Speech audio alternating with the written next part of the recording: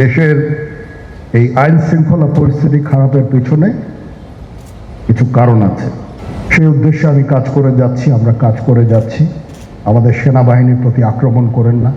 আমি আপনাদের সতর্ক করে দিচ্ছি, নিজেদের মধ্যে মারামারি কাটাকাটি না করে আমরা ইউনাইট আওয়ারসেলস, দেশ জাতি যেন একসাথে থাকতে পারি সেদিকে আমাদের কাজ করতে হবে।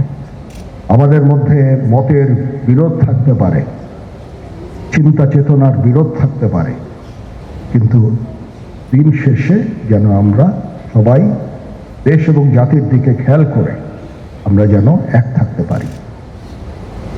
তাহলে এই দেশটা উন্নত হবে, এই দেশটা সঠিক পথে পরিচালিত হবে।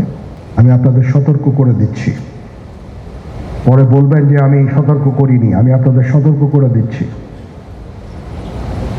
আপনারা যদি নিজেদের মধ্যে ভেদাভেদ ভুলে একসাথে কাজ না করতে পারেন, নিজেরা যদি কাদা ছোড়াছুড়ি করেন, মারামারি কাটাকাটি করেন, এই দেশ এবং জাতির স্বাধীনতা সার্বভৌমত্ব বিপন্ন হবে।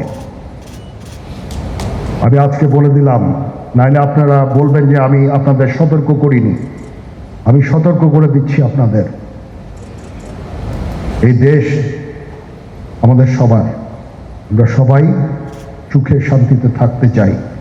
আমরা চাই না হানাহানি, কাটাকাটি, মারামারি। সেই উদ্দেশ্যে আমি কাজ করে যাচ্ছি, আমরা কাজ করে যাচ্ছি। আমাদের সেনাবাহিনীর প্রতি আক্রমণ করেন না। একটা কমন জিনিস আমি দেখতে পাচ্ছি, সেনাবাহিনী এবং সেনা প্রধানের প্রতি বিদ্বেষ কারো কারো। কি কারণে আজ পর্যন্ত আমি এটা খুঁজে পাইনি। দেশের এই আইন শৃঙ্খলা পরিস্থিতি খারাপের পিছনে কিছু কারণ আছে। প্রথম কারণটা হচ্ছে যে আমরা নিজেরা হানাহানির মধ্যে ব্যস্ত, একজন আরেকজনের বিরুদ্ধে বিষোদ্গারে ব্যস্ত। এটা একটা চমৎকার সুযোগ অপরাধীদের জন্য। যেহেতু আমরা একটা অরাজক পরিস্থিতির মধ্যে বিরাজ করছি, তারা খুব ভালোভাবেই জানে যে এই সময়ে যদি এই সমস্ত অপরাধ করা যায় তাহলে এখান থেকে পরিত্রাণ পাওয়া সম্ভব। সেই কারণে এই অপরাধগুলো হচ্ছে।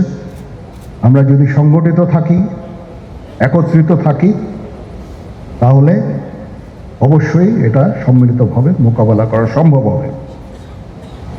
Police, RAB, BGB, PGFI, NSI এগুলো দেশের জন্য অত্যন্ত গুরুত্বপূর্ণ কাজ করেছে অতীতে। খারাপ কাজের সাথে অসংখ্য ভালো কাজ করেছে।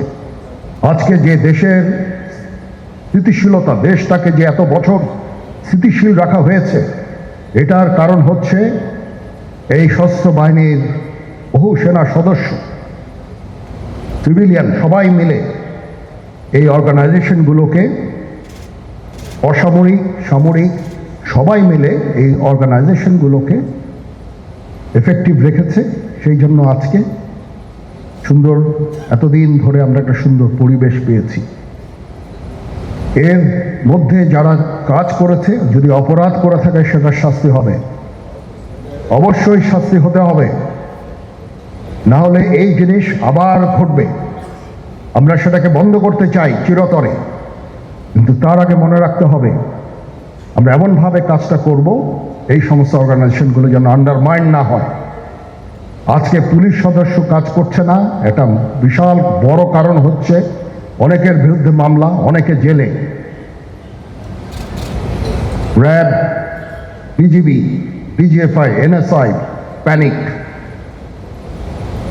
বিভিন্ন দোষারোপ, গুম, খুন ইত্যাদি তদন্ত চলছে।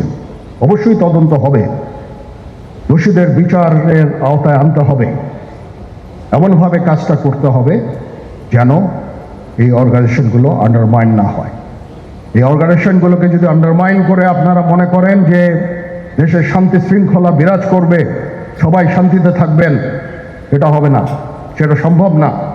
আমি আপনাদের পরিষ্কার করে বলে দিচ্ছি,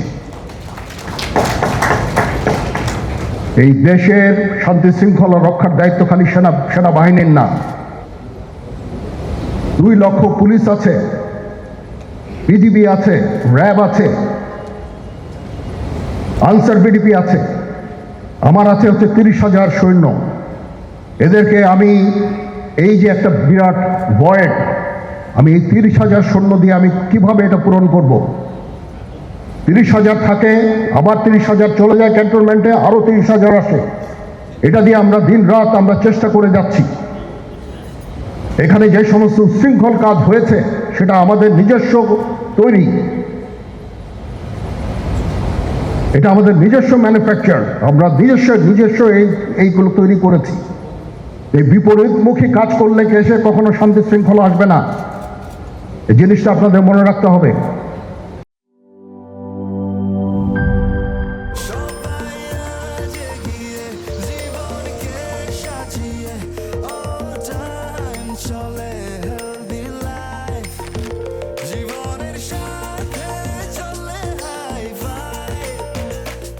চলার পথে স্বাস্থ্যকর all time honeycomb, all time healthy life.